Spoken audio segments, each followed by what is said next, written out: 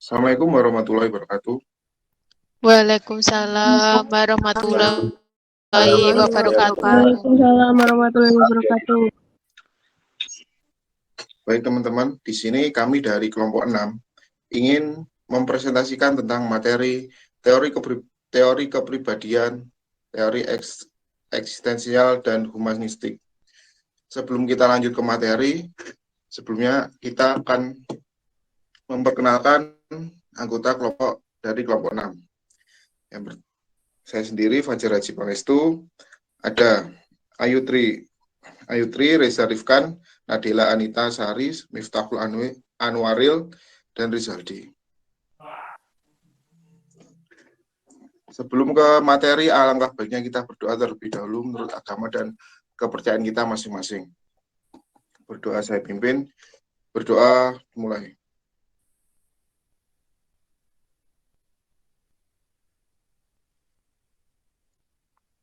Berdoa selesai. Nah, pada materi kali ini, apa yang melatar belakangi tentang teori eksistensial humanistik, adanya sejumlah psikologi eksistensial Amerika, tetapi sebagai besar pandangan mereka berasal dari Binswanger dan para psikolog serta psikiater Eropa lainnya.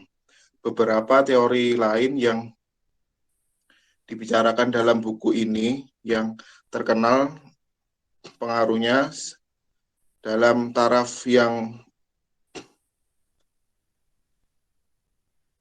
berlainan adalah Allport, Engel, dan Fromm, Golden Taste, Lewin,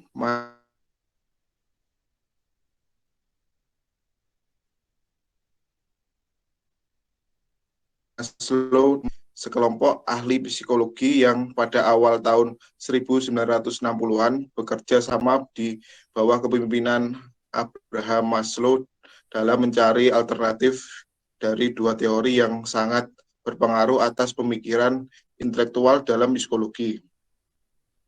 Kedua teori yang dimaksud adalah psikoanalisis dan behaviorisme. Maslow menyebutkan psikologi humanistik sebagai kekuatan ketiga. Meskipun tokoh-tokoh psikologi humanistik memiliki pandangan yang berbeda-beda, tetapi mereka berpijak pada fundamental yang sama mengenai manusia, yang berakar pada salah satu aliran filsafat modern, yaitu eksistensialisme. Nah, selanjutnya slide akan diterangkan oleh rekan saya.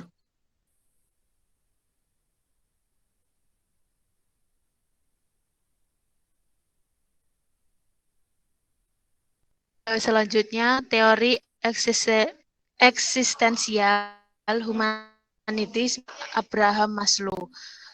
Oleh karena eksistensialisme menekankan pada anggapan bahwa manusia memiliki kebebasan dan bertanggung jawab bagi tindakannya. Maka pandangan-pandangan eksistensialisme menarik bagi para ahli psikologi humanistik dan selanjutnya dijadikan landasan teori psikologi humanistik. Adapun pokok-pokok teori psikologi humanistik yang dikembangkan oleh Maslow adalah sebagai berikut. Menurut Konswara pada tahun 1991 mengungkapkan bahwa satu, prinsip holistik, yang kedua, individu adalah penentu bagi tingkah laku dan pengalamannya sendiri. Yang ketiga, manusia tidak pernah diam, tetapi selalu dalam proses untuk menjadi sesuatu yang lain dari sebelumnya.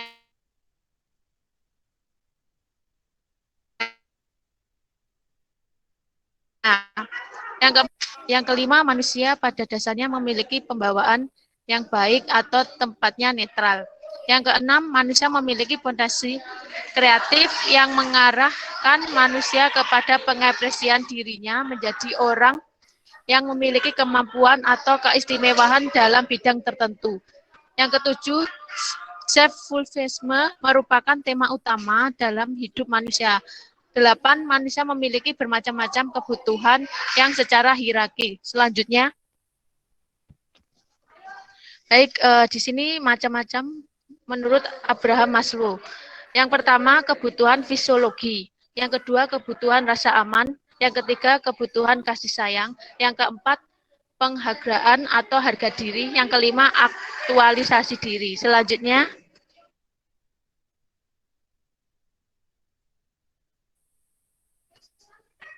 yang pertama, spasialitas eksistensial. Yang kedua, temporalitas eksistensial. Yang ketiga, pola badan. Yang keempat, eksistensial manusia di dunia makhluk sebagai milik bersama. Yang kelima, suasana hati atau penyesuaian atau free.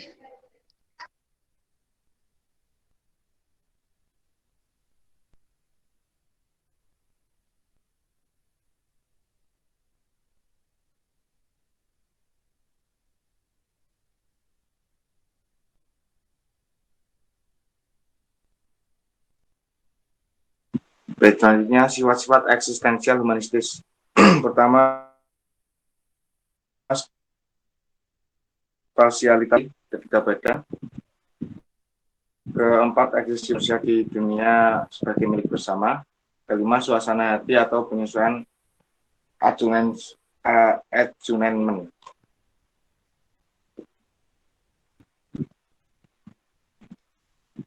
Konsep utama eksistensial humanistis. Yang pertama, kesadaran diri. Kesadaran diri membedakan manusia dengan makhluk-makhluk lain pada hakikatnya semakin tinggi kesadaran, kebebasan, tanggung jawab, kecemasan. Kesadaran atas kebebasan dan tanggung jawab bisa menimbulkan kecemasan yang menjadi atribut dasar bagi manusia. Yang ketiga, penciptaan makna.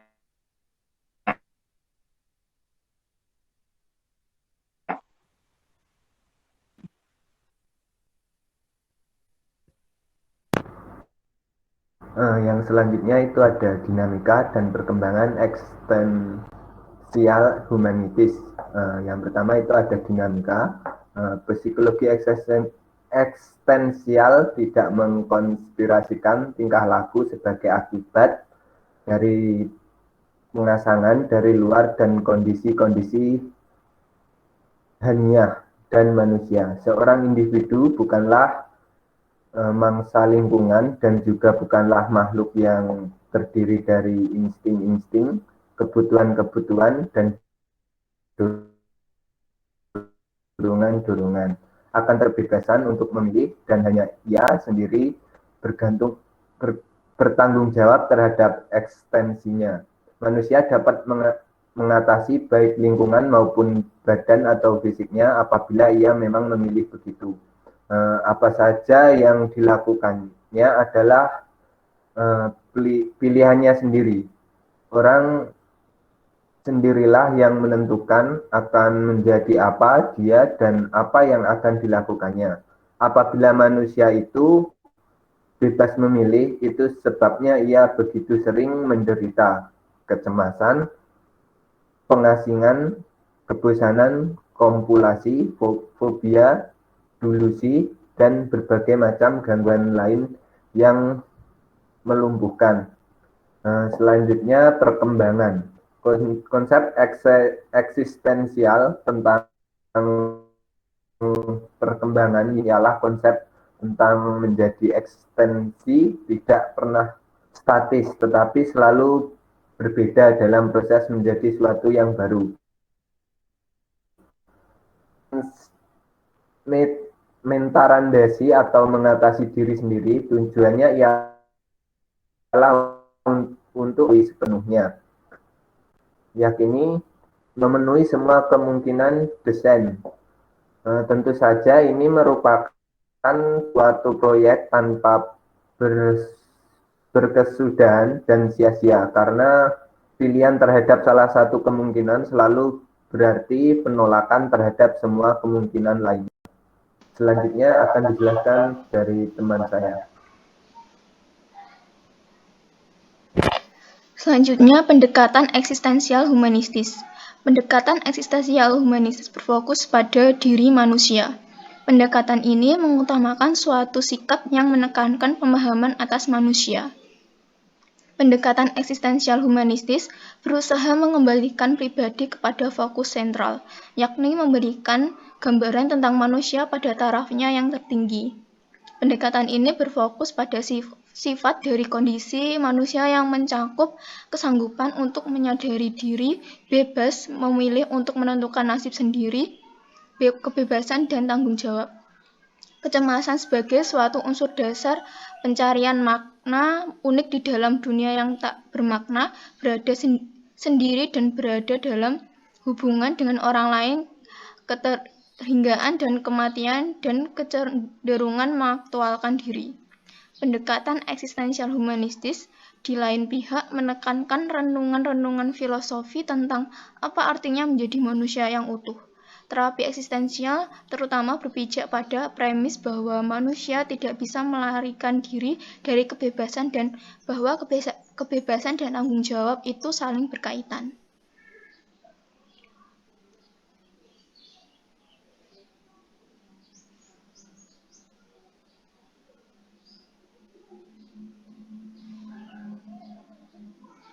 Baik, yang selanjutnya adalah evaluasi eksistensial humanistis. Dalam psikologi eksistensial menyerupai psikoanalisis dalam satu hal lagi, seperti ia diciptakan oleh psikiater seperti halnya juga sejumlah teori lain yang dibicarakan dalam buku ini. Pengalaman membantu orang-orang secara intensif dalam lingkungan terapeutik rupanya mendorong pengembangan konsepsi-konsepsi yang lebih luas tentang manusia. Bahwa psikologi eksistensial yang di Eropa itu telah disambut dengan gembira oleh banyak psikolog di Amerika dan bahwa pengaruhnya terus bertambah, tidak dapat disangkal. Akan tetapi, psikologi eksistensial tidak luput dari kritik. Salah satu kritik berasal dari fakta bahwa psikologi di Amerika berjuang keras untuk membebaskan diri dari dominasi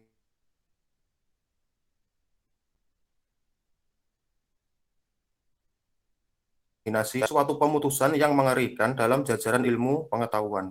Karena itu, membahayakan kedudukan ilmiah psikologi yang telah diperjuangkan dengan begitu susah payah. Terhadap kritik ini, ada bermacam-macam segi pandangan ilmiah dan filosofis. Setiap ilmu pengetahuan termasuk selalu terikat pada salah satu filsafat tertentu. Apapun yang akan terjadi dengan masa depan, bahkan saat sekarang ini, psikologi eksistensial kelihatannya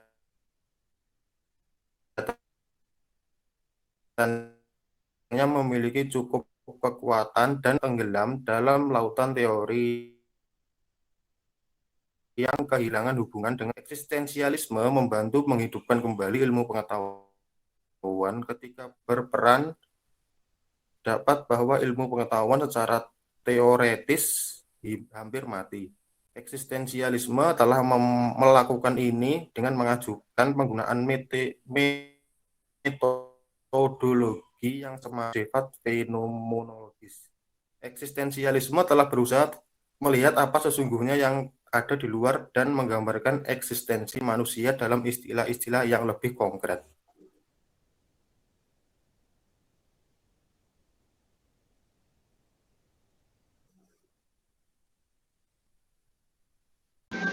Baik, teman-teman, dibuka sesi tanya-jawab 5 penanya. Silahkan bisa ditanyakan, bisa lewat kolom chat atau langsung. Izin masuk mau bertanya, Mbak Nadila? Iya, silahkan Mbak Maida. Ya, baik. Saya mau bertanya, tadi dijelaskan bahwasanya manusia pada dasarnya memiliki pembawaan yang baik atau tempatnya netral. Nah, dari kalimat tersebut yang saya tanyakan, tempatnya netral itu yang seperti apa? Terima kasih.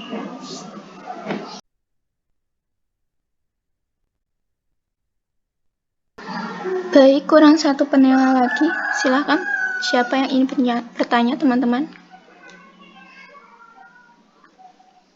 Atau dari teman-teman kelompok, apakah ada yang ingin menjawab?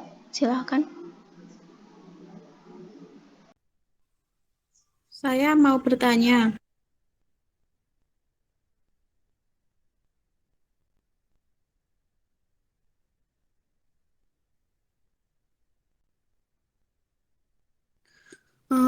Jelaskan yang dimaksud dari kebutuhan-kebutuhan manusia secara hierarki. Terima kasih. Baik, di sini saya akan menjawab pertanyaan dari Mbak Natasha ya. Jelaskan maksud dari kebutuhan-kebutuhan manusia secara hierarki. Maksudnya, menurut Abraham Maslow, kebutuhan manusia yang tersusun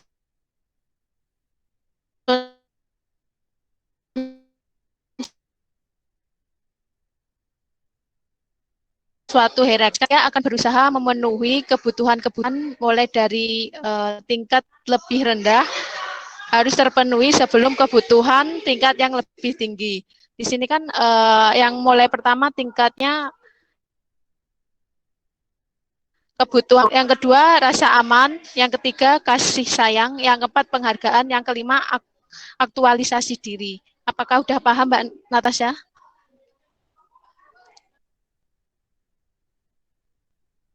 Iya, sudah Mbak Ayu. Terima kasih atas jawabannya. Iya, sama-sama. Izin mau menjawab dari pertanyaannya Mbak Camelia Rista. Prinsip holistik itu menurut Maslow adalah holisme, menegaskan bahwa organisme selalu bertingkah laku sebagai kesatuan yang utuh, bukan sebagai rangkaian bagian atau komponen yang berbeda. Jiwa, tubuh, bukan dua unsur yang terpisah, tetapi bagian dari suatu kesatuan. Dan apa yang terjadi pada bagian yang satu akan mempengaruhi bagian yang lain. Dan seseorang, seperti seorang yang ditandai dengan unitas, integrasi, konsistensi, dan koherensi. Bagaimana Mbak Camelia?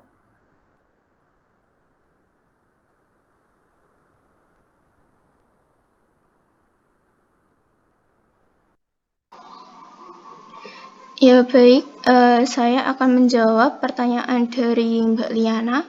Berikan contoh dari self-fulfillment.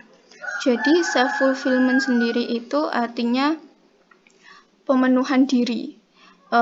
Self-fulfillment ini itu termasuk kebutuhan akan aktualisasi diri dari macam-macam kebutuhan manusia dari Maslow tadi. Yaitu, jadi contohnya itu seperti kita ingin menjadi juara. Dalam menjadi juara itu kita harus berusaha, bekerja keras, seperti seumpama kita ingin menjadi peringkat yang pertama di sekolah. Kita harus belajar, kita harus berusaha untuk bisa menjadi juara. Kita harus melakukan yang terbaik dalam belajar. Seperti itu. Bagaimana Mbak Liana? Baik Mbak Nadila, terima kasih.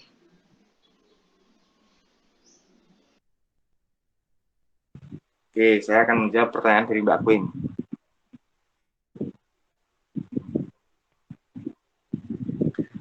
Jelaskan maksud dari sifat-sifat eksistensialisme yang poin 1 dan 2. Terima kasih. Poin pertama adalah spasialitas eksistensi. Spasialitas di sini itu dimaksudkan keterbukaan dan kejelasan merupakan sifat spasialitas yang sejati dalam dunia manusia. Contohnya seperti ini. saya lebih terbuka kepada kawan saya yang jauh dan ia lebih jelas bagi saya daripada tetangga saya. Spasialitas eksistensi, Mbak Win. Dan yang kedua, temporalitas eksistensi. Temporalitas ini dimaksudkan adalah waktu. Waktu di sini bukan dimaksudkan dalam bentuk angka, tetapi dalam bentuk perkataan sekarang, dahulu, dan kapan. Nah, kita akan berbicara lebih banyak lagi tentang waktu lampau, waktu sekarang, dan waktu yang akan datang dalam bagian perkembangan. Seperti itu, Mbak Kim. Bagaimana? Baik, Mas Reza, terima kasih.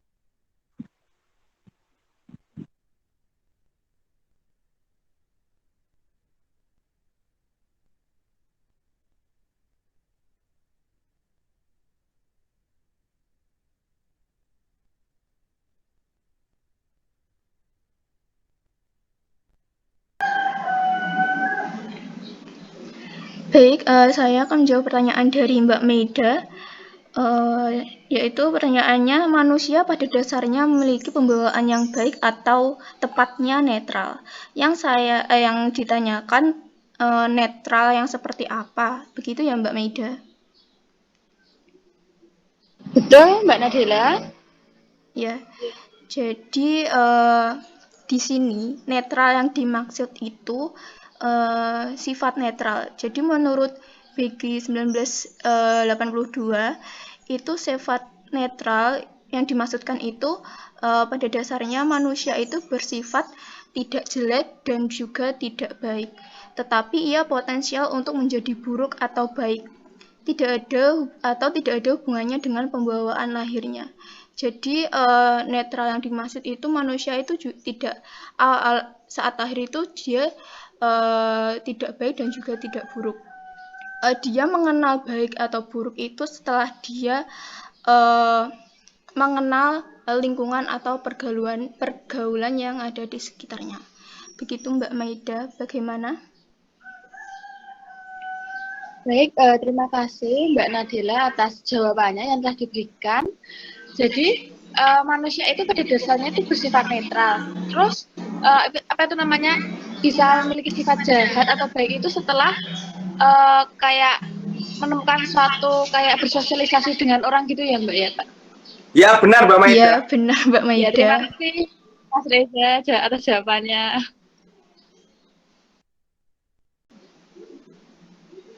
Baik teman-teman, apakah ada yang ingin ditanyakan lagi?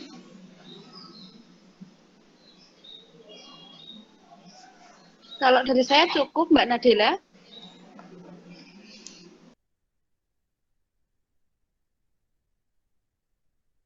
Lagi, kalau sudah cukup, mungkin itu presentasi dari kelompok 6. Bila ada salah kata, mohon maaf. Presentasi kali ini saya tutup. Assalamualaikum warahmatullahi wabarakatuh. Waalaikumsalam warahmatullahi wabarakatuh. Waalaikumsalam warahmatullahi wabarakatuh.